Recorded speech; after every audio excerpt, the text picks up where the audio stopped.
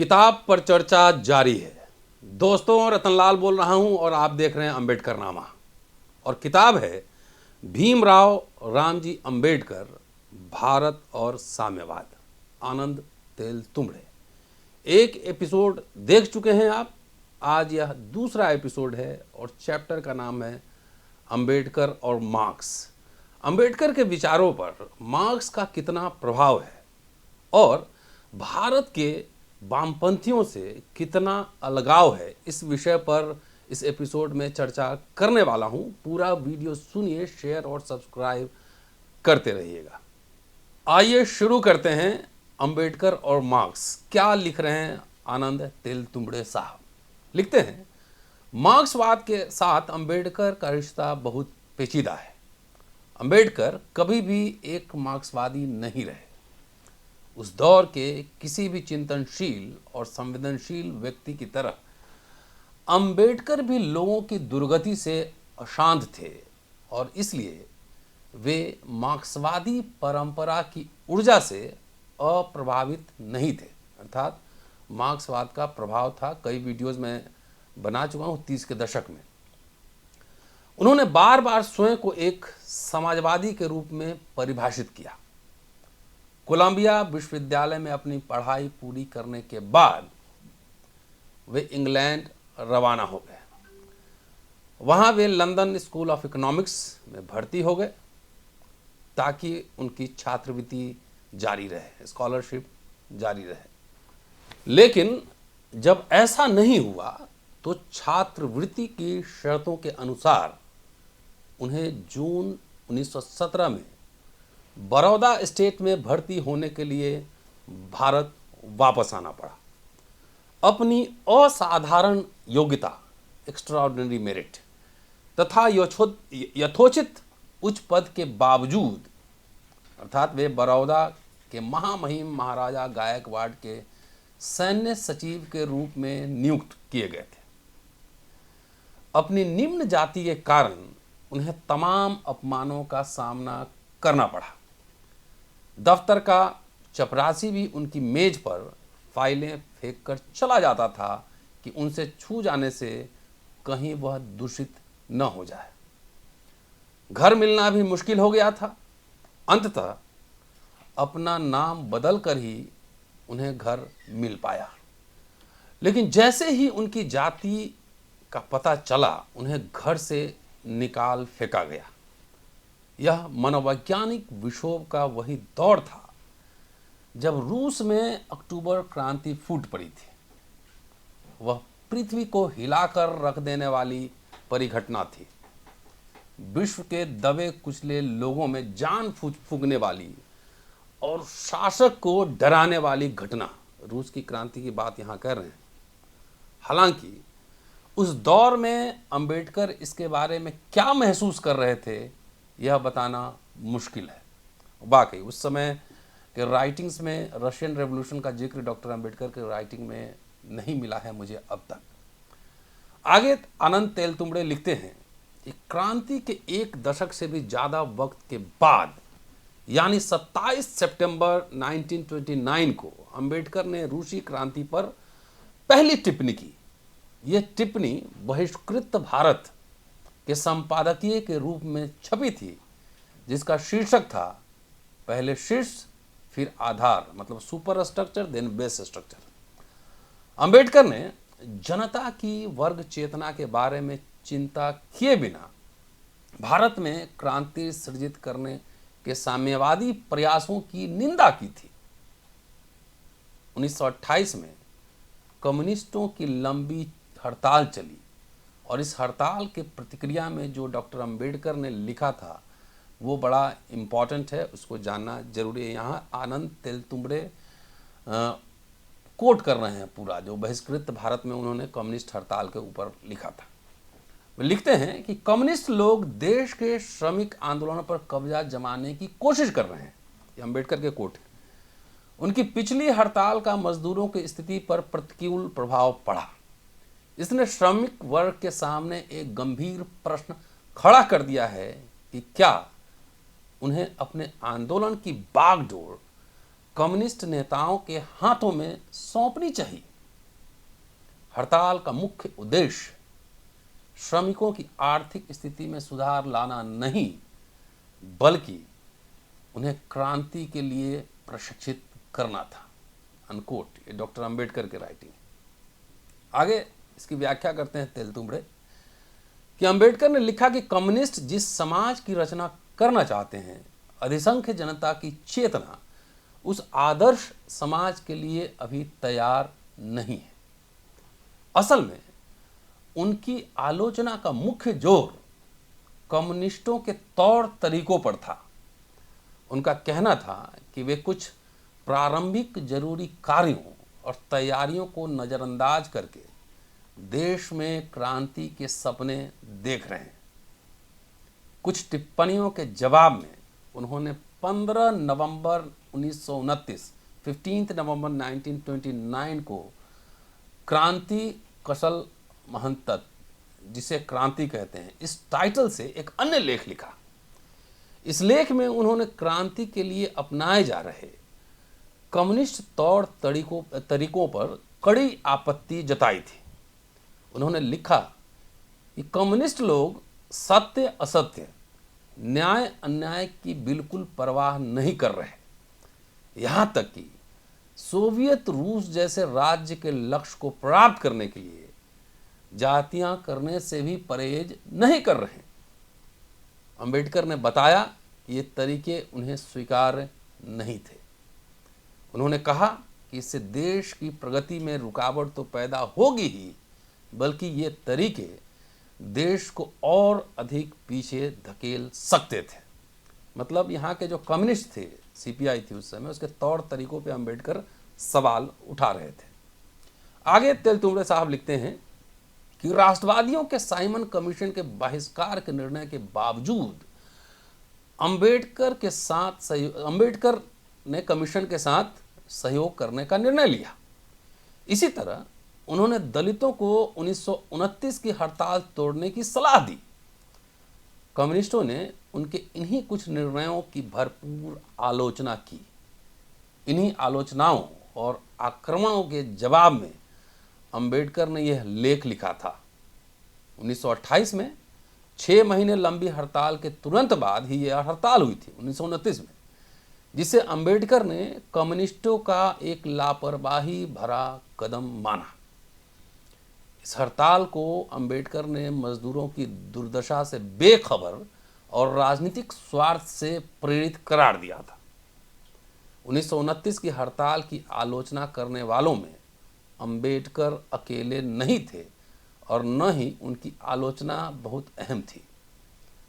जो प्रतिद्वंदी यूनियन जैसे कि बॉम्बे टेक्सटाइल मजदूर यूनियन ने भी इसके खिलाफ था, उस हड़ताल के खिलाफ था, और इन्होंने गिरनी कामगार यूनियन से प्रभावित मराठी मजदूरों की जगह मुसलमान मजदूरों को उसमें भर्ती होकर हड़ताल तोड़ने की सलाह दी थी। लेकिन कम्युनिस्टों तथा राष्ट्रवादियों दोनों ने अंबेडकर को ही हड़ताल तोड़ने वाला माना।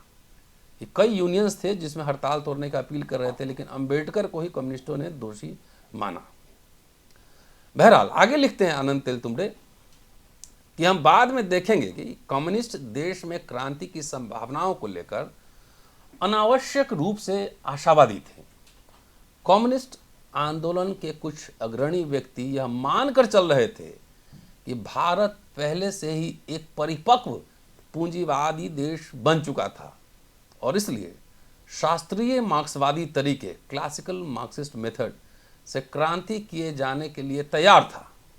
उदाहरण के लिए एम.एन. रॉय की पुस्तक इंडिया इन ट्रांजिशन यह 1922 में प्रकाशित हुई थी। इस किताब के हिसाब से साम्राज्यवादी अधीनता के अंतर्गत औपनिवेशिक ढांचे में आए परिवर्तनों के बारे में दुनिया का पहला यह अध्ययन है, एम.एन. रॉय की यह किताब। इस किताब में बड़ी ही दृढ़ता के साथ यह बात कही गई है कि भारत किसी हिंसक क्रांति के परिणाम स्वरूप नहीं, बल्कि यूरोपीय समाजों की तरह लंबे समय तक एक उच्च विकसित पूंजीवादी राज्य के राजनीतिक तथा आर्थिक उपायों के संपर्क में रहकर सामंतवादी चरण को पार चुका था। कर चुका था। चूंकि सामंतवाद समाप्त हो गया था, तो सामंतवाद का लक्षण और अधिसंरचना का हिस्सा यानी जाति रॉय के लिए एक निराधार घटना बनकर रह गई थी। इसलिए आधार से पहले अधिसंरचना के निर्माण के बारे में अंबेडकर की टिप्पणी अनुचित नहीं थी। बहरहाल, मार्क्सवादी तौर तरीकों का मूल्यांकन करने के नैतिक मापदंडों के इस्तेमाल से उनके उदारवादी जुनून तथा मार्क्सवाद की एक वैकल्पिक ज्ञान मीमांसा को न समझ पाने का आभास होता है। क्रांति के लिए वर्ग चेतना करने के लिए जाति के समूल नाश की अनदेखी तथा कम्युनिस्ट तौर तरीकों की नैतिक दुर्बलता से जुड़े प्रसंग जीवन पर्यंत उनके तर्कों में अलग अलग तरह से अभिव्यक्त होते रहे। ये प्रसंग असल में शुरुआती दौर के कम्युनिस्टों की क्रियाविधि से संबंधित थे, न कि साम्यवाद के सिद्धांत अर्थात मार्क्सवाद से। अंबेडकर कम्युनिस्टों के कार्यशैली को लेकर वो आपत्ति उठा रहे थे, न कि मार्क्सवाद इस सिद्धांत के रूप में। आगे लिखते हैं तेलतुंबड़े साहब कि अंबेडकर का पहला प्रकाशित लेख भारत में जातियां, उनकी कार्यप्रणाली और उत्पत्ति उनके वर्गीय रुझान को दर्शाता है। उनके इस वर्गीय रुझान को मार्क्सवाद के उनके शुरुआती अध्ययन के प्रभाव के रूप में देखा जा सकता है। इस लेख को उन्होंने कोलंबिया विश्वविद्यालय में प्रोफेसर एडगर गोल्डन वजीर के एंथ्रोपोलॉजी सेमिनार में प्रस्तुत किया था। बाद में यह लेख मई 1917 में इंडियन एंटीक्वेरी में प्रकाशित हुआ था।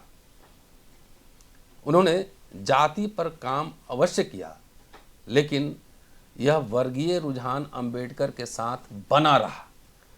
उन्होंने मराठी में जाति को संदर्भित करने के लिए हमेशा वर्ग शब्द का इस्तेमाल किया। उदारवाद में व्यक्ति को ही धुरी माना जाता है। उसके प्रभाव के बावजूद युवा अंबेडकर उसे नकारते हैं और कहते हैं कि समाज हमेशा से वर्गों द्वारा गठित होता है। देखिए डॉक्टर अंबेडकर क्या लिख रहे हैं। कोट, राजनीतिक शब्दकोश में बहुत अधिक लोकप्रिय या यूं कहें कि प्रचलित कर दी गई समाज की व्यक्ति संबंधी अनुवादी अवधारणा एटॉमिक कॉन्सेप्ट सबसे बड़ा पाखंड है। व्यक्ति से समाज बनता है और यह कहना एक हल्की बात है। समाज हमेशा से ही वर्गों से मिलकर बना है। वर्ग संघर्ष के सिद्धांत का दावा करना अतिशयोक्तिपूर्ण हो सकता है, लेकिन समाज में वर्गों का अस्तित्व होना एक तथ्य है। वर्गों के आधार भिन्न भिन्न हो सकते हैं। वे आर्थिक, वैचारिक या सामाजिक हो सकते हैं, लेकिन एक व्यक्ति हमेशा किसी न किसी वर्ग का सदस्य होता ही है। यह एक स्वाभाविक तथ्य है और प्रारंभिक हिंदू समाज इस नियम पर अपवाद नहीं हो सकता। यदि हम इस सिद्धांत को ध्यान में रखते हैं तो जाति की उत्पत्ति के बारे में हमारे अध्ययन में काफ़ी मदद मिलेगी। हमें तब केवल यह निर्धारित करना होगा कि वह कौन सा वर्ग था जिसने सर्वप्रथम स्वयं को जाति के रूप में निर्मित किया। एक कहावत के मुताबिक जाति और वर्ग एक दूसरे के पड़ोसी हैं और बलिष्ठ भर का फासला ही दोनों को अलग करता है। जाति अपने सीमित अर्थों में वर्ग का ही रूप है। अनकोट, ये अंबेडकर की पंक्तियां हैं। और अब आगे व्याख्या कर रहे हैं आनंद तेलतुंबड़े कि जब अंबेडकर दलितों के जातीय उत्पीड़न के खिलाफ लड़ाई में सामाजिक जीवन में आए थे, तब उनके सामने सिद्धांत अथवा रणनीति के लिहाज से ऐसा कुछ भी नहीं था जिससे उन्हें संदर्भ लेने में कोई मदद मिलती। उस समय ब्राह्मणवाद के खिलाफ चल रहे संघर्ष में एक रिक्त स्थान था। यहाँ उनके 3 गुरुओं में से एक ज्योतिबा फुले 1827 से 1890 को छोड़कर और कोई नहीं था। फूले ने जाति व्यवस्था को ब्राह्मणों, भट्टजियों की साजिश करार दिया था तथा उन्हें सेठ साहूकारों के साथ शूद्र अतिशूद्रों, पिछड़ी जातियों और दलितों के उत्पीड़कों के रूप में देखा था। उन्होंने अशिक्षा को दलितों की दुर्दशा का कारण माना। चूंकि ब्राह्मणों ने शिक्षा के द्वार उनके लिए बंद कर दिए थे, इसलिए उन्होंने विद्यालय खोलने का जिम्मा खुद उठाया। बालिकाओं की शिक्षा पर विशेष जोर दिया। यद्यपि वे ब्राह्मणवाद के खिलाफ लड़ रहे थे, फिर भी फूले ने कभी ब्राह्मणवाद को ब्राह्मण सदस्यों के साथ जोड़कर नहीं देखा। उनके इस आंदोलन के कुछ करीबी सहयोगी जैसे सदाशिव बल्लाल, मोरो विठल वलकर और सखाराम परांजपे ब्राह्मण जाति के ही थे। इन सहयोगियों ने उन्हें बालिकाओं के लिए विद्यालय खोलने के लिए वित्तीय मदद के अलावा हर प्रकार की सहायता दी, जबकि फूले की अपनी जाति के लोग ही इसके खिलाफ थे। फूले ने ब्रिटिश औपनिवेशिक शासन को निचली जातियों के लिए वरदान माना था। चूंकि जाति की इस घृत व्यवस्था को पोषण का स्रोत हिंदू धर्म को माना गया था, इसलिए इसे किसी अन्य धर्म के साथ बदले जाने की आवश्यकता थी। उन्होंने स्वयं सार्वजनिक सत्य धर्म के रूप में एक नया धर्म शुरू किया। फूले के चले जाने के बाद अंबेडकर के संघर्षों में फूले की इन सभी विश्लेषणों और रणनीतियों की गूंज हमें सुनाई देती है। मतलब अंबेडकर साहब जो लिगेसी ले रहे हैं वो फूले से ले रहे हैं, डायरेक्ट लिगेसी ले रहे हैं। आगे तेलतुंबड़े साहब लिख रहे हैं कि जिस वर्ष फूले की मृत्यु हुई उसी साल अंबेडकर का जन्म हुआ था। फूले के अलावा अंबेडकर का कोई भी ऐसा सिद्धांत विरासत में नहीं मिला था जो जाति के खिलाफ संघर्ष में उनका मार्गदर्शन कर सकता। फूले के समकालीन कार्ल मार्क्स 1818 से 1883 पहले विचारक थे जिन्होंने भारतीय समाज पर जाति के दुष्प्रभाव और उत्पादन के संबंधों के साथ जाति के गहरे रिश्तों के प्रति ध्यान दिलाया। भारत में ब्रिटिश शासन के भावी परिणाम 1853 में प्रकाशित हुई थी। विषय पर अपने प्रसिद्ध निबंध में मार्क्स ने भारत में जातियों को भारत की प्रगति और शक्ति के मार्ग में सबसे अधिक निर्णायक रुकावट के रूप में चित्रित किया था। मार्क्स ने बिल्कुल सही विश्लेषण किया था कि भारत की जाति व्यवस्था श्रम के वंशानुगत विभाजन पर आधारित थी, जो भारतीय ग्राम समुदाय के अपरिवर्तनीय प्रौद्योगिकी आधार एवं जीवन गुजर बसर लायक अर्थव्यवस्था से अविच्छिन्न रूप से जुड़ी थी। उनका विश्वास था कि रेलवे का विस्तार कर ब्रिटिश शासन इन आदिम आत्मपर्याप्त स्थिर और एकाकी ग्राम समुदायों की आर्थिक और तकनीकी नींव को खोखला कर देगा। रेलवे के विस्तार से सुगम हुआ औद्योगिकरण और वाणिज्य का विकास पारंपरिक ग्राम समुदाय और उनके साथ जाति व्यवस्था के टूटने की प्रक्रिया को आगे बढ़ाएगा।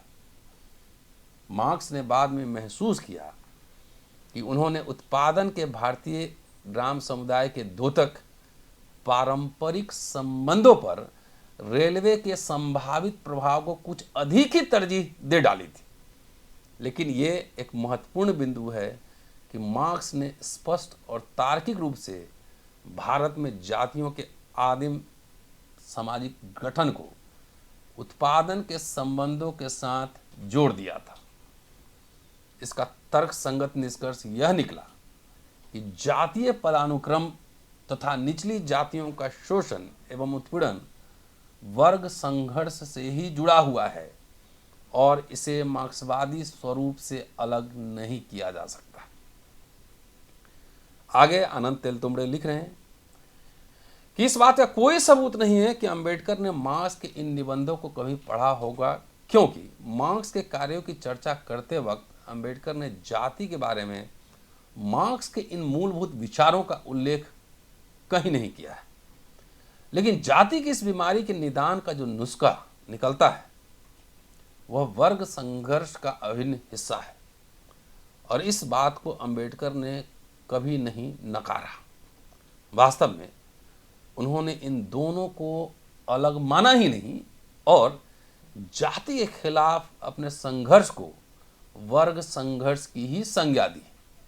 लेकिन वर्ग की अवधारणा को लेकर उनका कम्युनिस्टों से मतभेद था। अंबेडकर का कहना था कि उसमें सामाजिक और धार्मिक उत्पीड़न को छोड़कर केवल आर्थिक आधार को वरीयता दी गई है वामपंथ में। बहरहाल अंबेडकर जब सामाजिक और धार्मिक कारकों को आर्थिक तथा राजनीतिक कारकों से ऊपर मानते हैं तब इसके लिए द्वंद्वात्मक शब्द का इस्तेमाल नहीं किया जा सकता। अंबेडकर इस मान्यता को अपने तर्क से और अधिक मजबूत करते हैं। वो कहते हैं कि धार्मिक और सामाजिक क्रांतियां हमेशा राजनीतिक क्रांतियों से पहले होती रहीं। अर्थात पूरे दुनिया के कई इस तरह के क्रांतियों का एग्जाम्पल दे रहे हैं और यहाँ पे पूरे अंबेडकर साहब को तेलतुंबड़े साहब ने कोट किया है। ये अंबेडकर लिखते हैं कि आमतौर पर इतिहास यह साबित करता है कि सामाजिक और आर्थिक क्रांतियां हमेशा ही राजनीतिक क्रांतियों से पहले होती रहीं। लूथर द्वारा शुरू किया गया धार्मिक सुधार आंदोलन यूरोपीय जनता की राजनीतिक मुक्ति का प्रणेता बना। इंग्लैंड में नैतिकतावाद ने राजनीतिक स्वतंत्रता की स्थापना की अगुवाई की। नैतिकतावाद ने ही नई दुनिया की स्थापना की थी। यह नैतिकतावाद ही था जिसने अमेरिकी स्वतंत्रता संग्राम में विजय प्राप्त की। यह याद रखना चाहिए कि नैतिकतावाद कुछ और नहीं बल्कि एक धार्मिक आंदोलन था। मुस्लिम साम्राज्य के बारे में भी यही सच है। अरबों को राजनीतिक शक्ति बनाने से पहले पैगंबर मोहम्मद द्वारा शुरू की गई एक संपूर्ण धार्मिक क्रांति से गुजरना पड़ा था। भारत के इतिहास में भी इस बात के पर्याप्त सबूत हैं। चंद्रगुप्त के नेतृत्व वाली राजनीतिक क्रांति से पहले ही बुद्ध की धार्मिक एवं सामाजिक क्रांति हो चुकी थी। इसी तरह शिवाजी ने जिस राजनीतिक क्रांति का नेतृत्व किया था उसके पहले ही महाराष्ट्र के संतों द्वारा धार्मिक और सामाजिक सुधार आंदोलन चलाया गया था। सिखों की राजनीतिक क्रांति गुरु नानक देव के धार्मिक सामाजिक आंदोलन के बाद हुई थी और यहाँ और अधिक दृष्टांत पेश करना आवश्यक ही होगा कि इन बातों से यह साबित होता है कि मस्तिष्क और आत्मा की मुक्ति ही इंसान के राजनीतिक विस्तार की आवश्यक शर्त होती है। अनकोट। यह अंबेडकर साहब का कोट है। यह आर्थिक क्रांति राजनीतिक क्रांति होने से पहले सामाजिक और धार्मिक क्रांति दुनिया में हुआ है। आगे तेलतुंबड़े साहब लिख रहे हैं कि जब मार्क्स ने लिखा था कि जाति भारत की प्रगति और शक्ति के मार्ग की सबसे बड़ी बाधा है और यह रेलवे के आने के बाद पूंजीवादी उद्योग के प्रसार के चलते कमजोर हो जाएगी, तो इससे उनका ये मतलब कतई नहीं था कि ये सब किसी मानव संस्था के हस्तक्षेप के बिना ही हो जाएगा। यह उनके एक सामान्य विचार के अतिरिक्त और कुछ नहीं था। निश्चित रूप से उन्होंने यह नहीं कहा था कि जाति पीड़ितों के विरोधी संघर्ष बेकार सिद्ध होंगे। औद्योगिक विकास के जरिए भारत में जाति को कमजोर करने का मार्क्स का यह आकलन कदाचित गलत साबित हुआ। जाति अभी भी अपनी डरावनी सूरत के साथ जीवित है। मार्क्स के इस आकलन को उनके विरोधी मार्क्सवाद की विफलता के रूप में पेश करते हैं। उनका कहना है कि न केवल रेलवे के आगमन से, जो अब दुनिया का तीसरा सबसे बड़ा नेटवर्क है, बल्कि भारत के एक प्रमुख औद्योगिक शक्ति के रूप में विकसित हो जाने के बाद भी जाति को मिटाया नहीं जा सका। उनके हिसाब से जाति एक शाश्वत संस्था थी।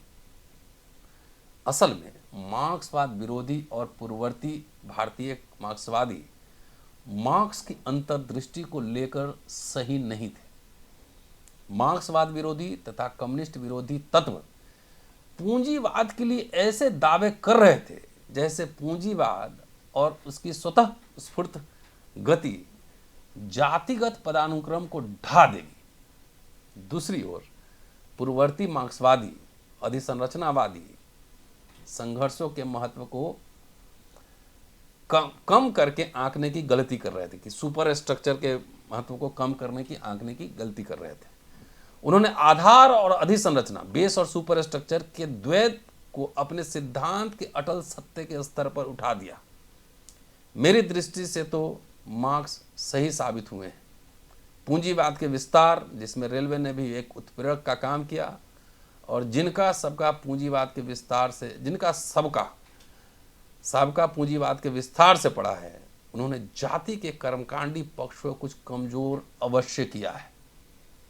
आपूर्ति श्रृंखला की बुनियाद, शहरी ऊंची जातियों ने लेन देन के लागत मूल्य को कम करने के लिए अपने बीच से कर्मकांड संबंधी रुकावटों को दूर करने का प्रयास किया है।